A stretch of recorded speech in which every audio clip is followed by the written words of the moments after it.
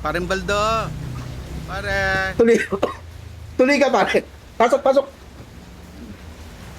Oh, ano ate na... Bakit parang balisa ka ata? Pare.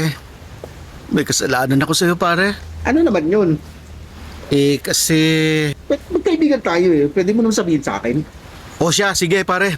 Hindi na ako magpaligoy-ligoy pa. May relasyon kami ng asawa mo, pare. Pero, ihiwalayin ko na dahil nalaman ko, buntis na ang asawa ko ngayon, pare. Buntis na. Sorry, pare. Sa katunayan nga pare, may aaminin din ako sa iyo.